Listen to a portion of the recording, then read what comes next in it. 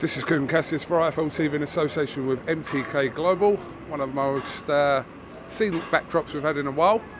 I'm joined by Hearn. Could be Rome, could be the Venetian in Las Vegas, but we're here, we're ready to go. 5 days to go before the big one. On the scale of 1 to 10, how much are you shitting yourself? 47.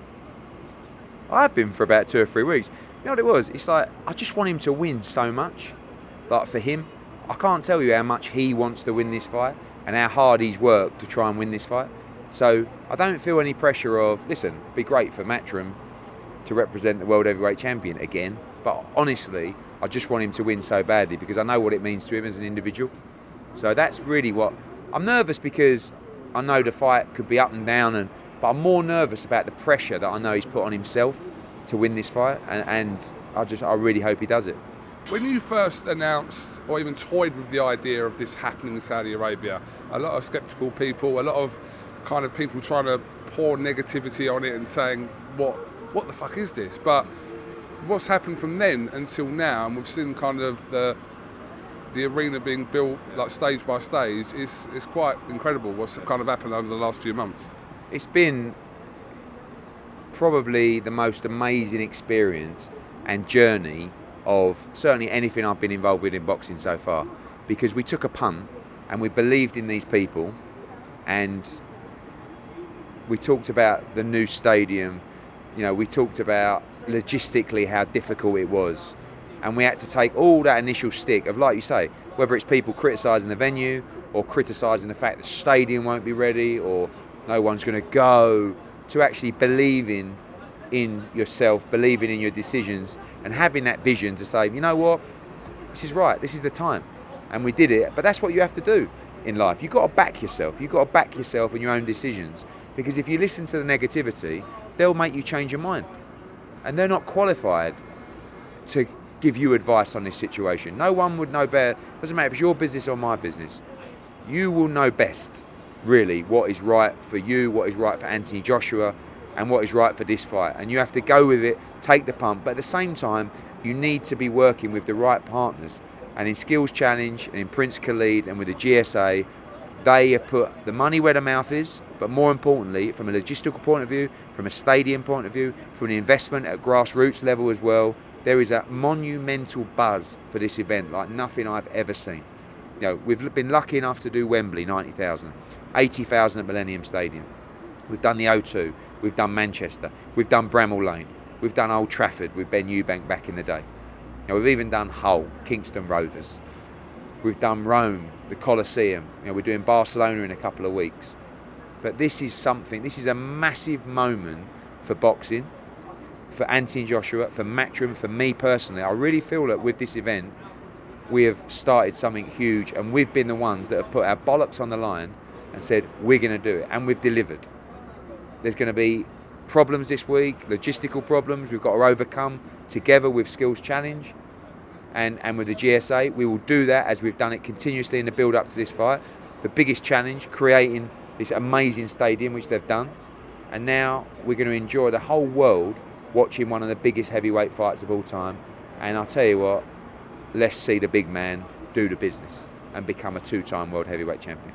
Obviously, one of the reasons why this fight is over here is the financial aspects of it. How accurate are the 85 million and 13 million respective purses for Joshua and Ruiz in this? How accurate is that?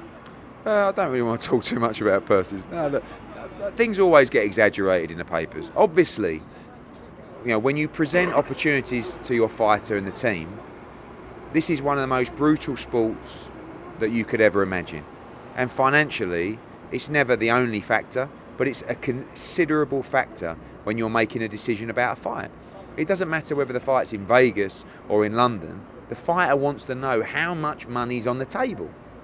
So obviously, when there's more money on the table, or significantly more money on the table than there might be for Cardiff or somewhere else, it's going to alter your decision or make you think about your decision. Our deal was done. Our decision was made for Cardiff. That's where we were going. And I got the phone call from the Prince, and I was almost rude to him. And I was laughing about it with him earlier. You know, he said, "Carl, you were arrogant. I said, no, because I've The talked... Prince called you arrogant. Yeah. What? Oh, You. No, but he just said, like, you're almost like, I'm trying to deliver this fight for you, give you all this money. You don't even seem like you really want it, because we've had those conversations before with other countries. We've been down the contractual route. We've got to the escrow stage. And I just said to him, I don't mean to be disrespectful, but we're going to Cardiff. Let's talk later. No. We're ready to go on this fight. It's a bit like going into a car dealership when you like this car, but take it or leave it, you always end up getting a better deal. But when you see that car on the forefront and you go, forecourt even, and you go, that's the one I want. I want that car. I've already made the decision. And you go in there, it's almost like the guy I know. So in this situation, I'm saying to him, look, leave it. No. We're ready. No. We're going to Cardiff. No, but we're ready with the contract. It all happened with 3 or 4 days. They've delivered on everything they said they would do and more. And they are so excited. I can't tell you how excited this country is, this region is for this fight. Coming through the airport today, stopped in Abu Dhabi first, landed in Saudi. Everybody coming up to me, talking about the fight. This is refreshing. This is groundbreaking. This is exciting. This is a major moment for the sport. Can you tilt that way a bit? That's it. That's good. Can you talk to me about the implications of if whoever wins, what commitments kind of are there after this fight? No, in terms of, have you got an option on anything? No, this is everything up in the air, mate. Belts up in the air. Go and do your thing. Good luck to you. And moving forward, there's an IBF mandatory of Pulev. There's a WBO mandatory of Usyk. There's the Wilder fight. But right now, Saturday night. That's all that matters. Like I said, the belts go up in the air and they fight for the belts. They fight for the unified World Heavyweight Championship. Let's just kind of talk about back home. Obviously, this will be a start time in the UK of 8:45 p.m. Ring walking at 8:45. First bell will be at 9 p.m, which is absolutely perfect time, really. We've managed to get it 12 p.m. here, start time. And also, coming off the back of Manchester United against Manchester City on Sky, which will finish at 7:15, which will give you a chance to see some undercard action and then go into the big one. This is going to do monumental bites. How will the rest of the card work, and what will be on Facebook Live, etc., etc.? So the Facebook Live fight will be Majidov against Tom Little. Then you'll go into the broadcast. The first fight will be Hrgovic against Molina. Then we will go with Dillian Whyte against Mariusz Wach. Then we will go with Alexander Povetkin against Michael Hunter. And then we will go with Anthony Joshua against Aj-Ruiz. This is a heavyweight showdown in the desert. It's a Royal Rumble.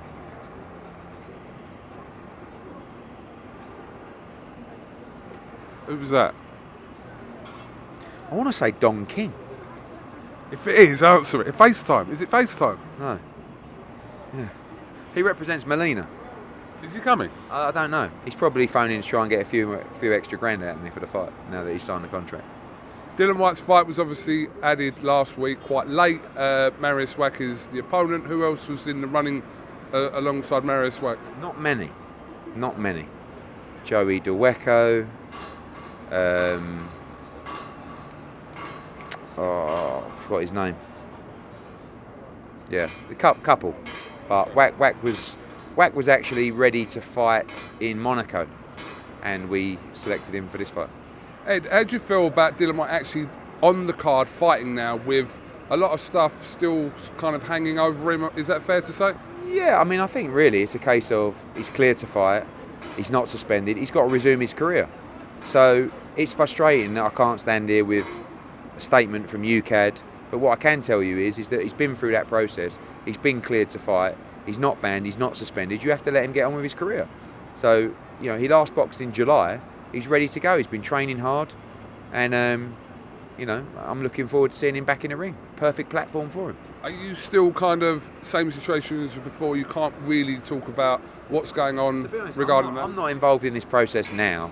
When it was evolved around our event and his suspension, and if he would be suspended for this fight, which he wasn't, and he was cleared to fight for our July 20th fight, since then he's been dealing with the situation for his lawyers. I keep saying to him, where are we up to? And he's saying it's in the hands of UKAD.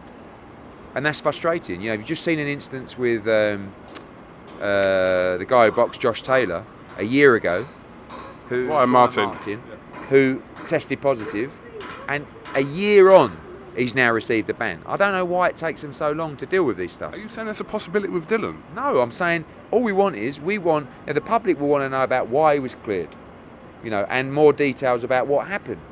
But when it's a confidential case and you're being told you can't discuss this because it will jeopardise your position, he can't say anything. You think Dillian Whyte don't want to have a full-blown conversation with you about what happened? But he's not allowed to. And that's frustrating. And it's particularly frustrating because you're having to take, not just my word, but the British Boxing Board of Control. I've seen all kinds of stuff. Oh, Dillian Whyte's banned. He's not banned. Why do you think he's fighting out here? Oh, well, the British Boxing Board of Control, it's outside the British Boxing. No, it's not. They have to clear him to box. He's not banned. He's ready to fight. He has to resume his career. But we would rather a statement from UKAD to give everybody clarity. How can you sum up the situation regarding his mandatory position to the winner of Wilder Fury and when that will take place? I know it's been spoken about, but how can you summarise that? That's something we've got to deal with. I don't see how, in my opinion, how the WBC can make a ruling on Dillian Whyte's situation without effectively that governing body making their own ruling in UKAD. The WBC acknowledged VADA. He was under full VADA testing for that fight and completely passed all tests. But you can't, in my opinion, suspend a fighter when the governing body has cleared that fighter to box and has not suspended him themselves. So we'll be revisiting that after the WAC fight. And look, you've also got the franchise situation to deal with as well. That's another story, that's another interview. But right now, I just want to see him back in the ring, hopefully let everybody know what they need to know very soon, and he can resume and hopefully get a shot at the World Heavyweight title. Because I'm assuming while he's here in Saudi, there's so much media that people will be asking him questions. You should. I'm not saying don't ask Dillian Whyte. That's up to him. He's got to deal with this situation, and he will deal with it, and that's what he's doing. But he's been training hard. He last boxed nearly 6 months ago. He's got to fight, and he's fighting on Saturday. Can we spare a thought for Tom Little, who got stranded yesterday in Istanbul? Didn't you know that? No. Tom Little in Istanbul. Someone said to me, what have you done putting Tom Little on the Saudi card? He's just going to cause mayhem. Where is he right now? Is he still in Istanbul? I don't know. Does anyone know where Tom Little is? He's on his way here, but he had to stay in Istanbul last night, I think. Really? Oh, well, it's a nice place, I suppose. Rest of the card, obviously, Povetkin, Hunter, Melina, Hrgovic. Yeah. It's a heavyweight, whatever. And I'd love to say that it was completely the plan from the get-go to put on this massive heavyweight card. It wasn't. But obviously, with Quig Carroll falling off the card, we put Dillian Whyte against WAC, and it ends up being a heavyweight banger. Absolutely.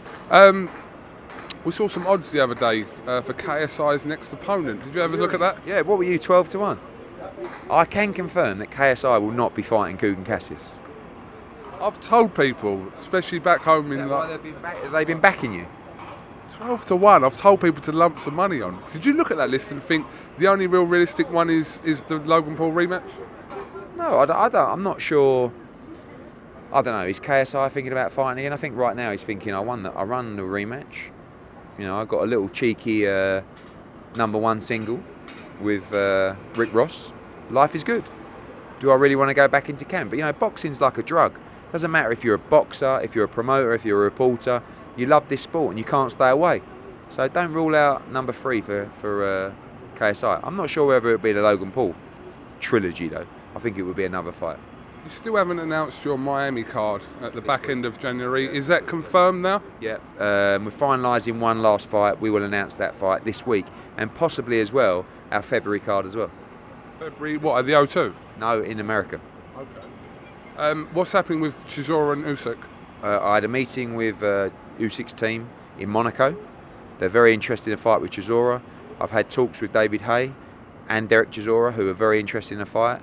February the 8th is a potential date, but hopefully this week, I believe they will both be here this week. Well, I know Usyk's coming, and I believe Chisora's coming as well. So they'll both be here, so it's a little opportunity for you to do a little bit of shit stirring like you always do, and get them together. Cheers, mate. I quite like that. You originally wanted to put on a heavyweight night at the O2 in February, but has the way this card has panned out not happening, no? I only said that just because I was bored. So, I ended up doing it out here instead. Let me ask your opinion. Did you watch Casemiro and Tete? Were you surprised? I saw the highlights, yeah. Was I surprised? I don't know with Tete. You don't know if he's overrated or he's getting a bit old, but Casemiro's a handful. He can punch. I'm really pleased for Sean Gibbons. You know, he's sort of backed Casemiro for a long time. Remember when Casemiro beat Charlie Edwards for the world title at the O2? Clearly punched very hard. Bit of a mare, losing, you know, in a mandatory fight in Leicester. But it's boxing, isn't it? Have you spoken to Amir Khan? He put something on his Instagram the other day suggesting that he could be fighting in Abu Dhabi. What's going on? I'm due a meeting, but I think he's coming this week, so perhaps sit down and see what he's up to. But I mean, I've never asked you this before, but is there any chance of this Kell Brook fight happening this whatever? We'll see.